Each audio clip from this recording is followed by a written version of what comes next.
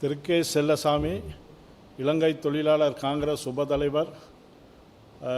நான் கூறிக்கொள்ள விரும்புவது என்னவென்றால், கடந்த மாநகர சபை தேர்தலிலே சுயேட்சை குழு இலக்கம் 4இல் நாங்கள் கே.டி. குருசாமி அவர்களுடைய தலைமையிலே போட்டியிட்டோம்.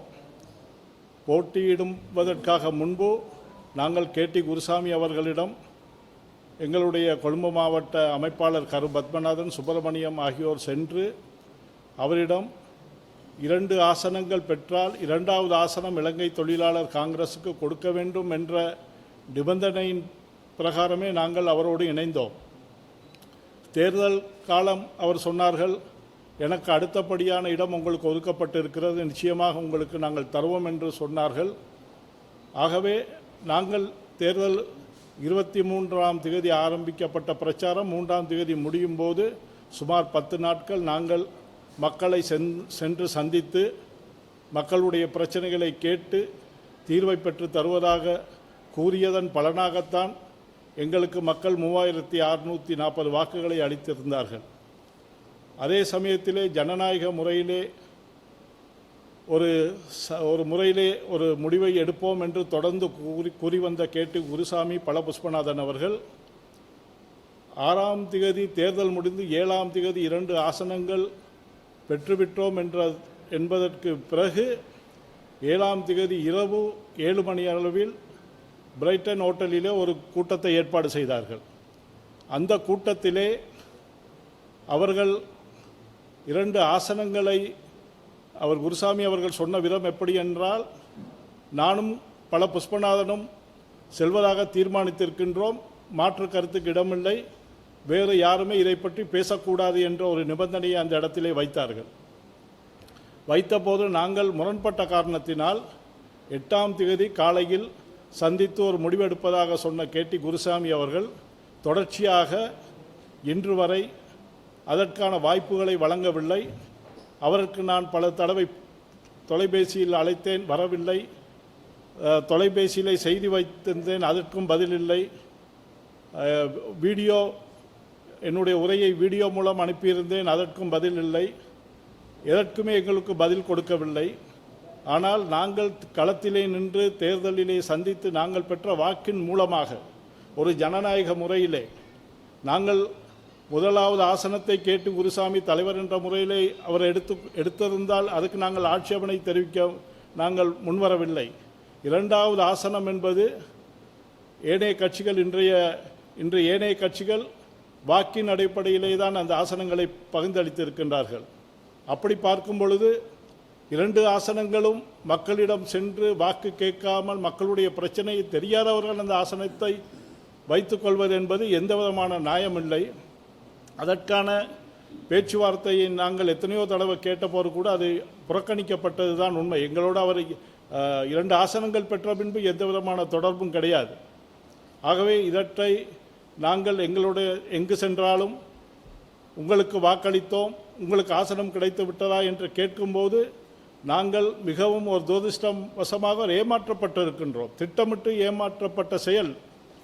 நான் தொடர்ந்து இலங்கை தொழிலாளர் காங்கிரஸில் மாத்திரமே நான் கட்சியில் இருந்திருக்கின்றேன், வேறு கட்சிகளுக்கு சென்றது கிடையாது.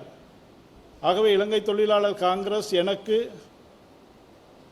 தேர்தலிலே நாங்கள் சஜித் அணியோடு நீங்கள் செல்ல வேண்டும் என்று கேட்ட பொழுது கூட நான் சொன்னேன், இல்லை, நாங்கள் இந்த சுயேட்சை குழுவிலே சென்று நிச்சயமாக ஒரு ஆசனத்தை பெற்று கட்சிக்கு வருகிறேன் என்று சொல்லி கட்சியினுடைய அனுமதியோடு தான் நான் இந்த தேர்தலிலே கே.டி. குருசாமி அவர்களோடு இணைந்தேன். ஆனால் அவர் ஒரு மாபெரும் துரோகத்தை, அதாவது திரு மகேந்திரன் சொன்னது போன்ற ஒரு ஜனநாயக துரோகம் இது.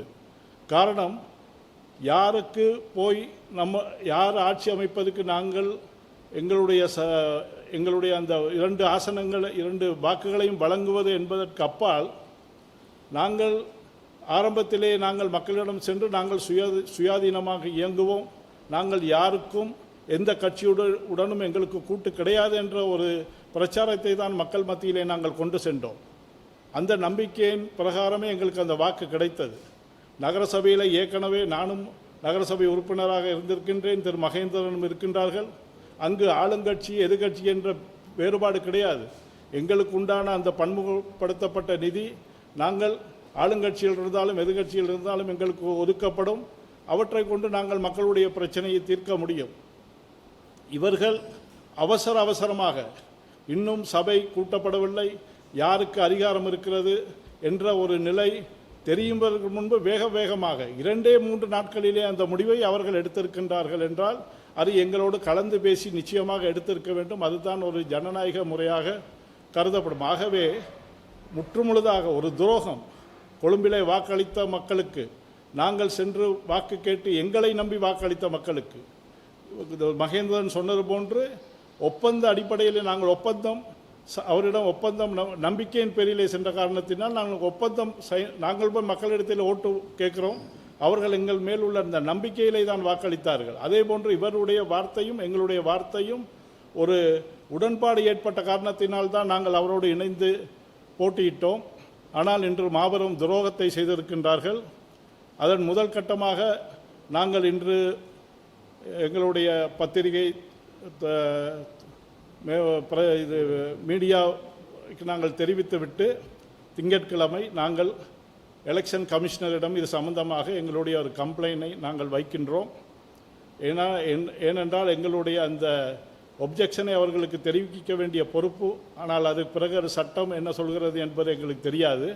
இருந்தாலும் கூட நாங்கள் தொடர்ச்சியாக நாங்கள் இன்று மாநகர சபை உறுப்பினராக இல்லாவிட்டாலும் கூட நான் இருந்த அனுபவம் இருக்கிறது, மகேந்திரன் அவர்களுக்கும் இருக்கிறது. ஆகவே நாங்கள் எங்களுடைய மக்கள் பணியை தொடர்ந்து செய்வோம். நான் இலங்கை தொழிலாளர் காங்கிரசின் உபதலைவராக தொடர்ந்து என்னுடைய பயணத்தை மேற்கொள்வேன் என்று இந்த சந்தர்ப்பத்திலே கூறிக்கொள்ள விரும்புகின்றேன்.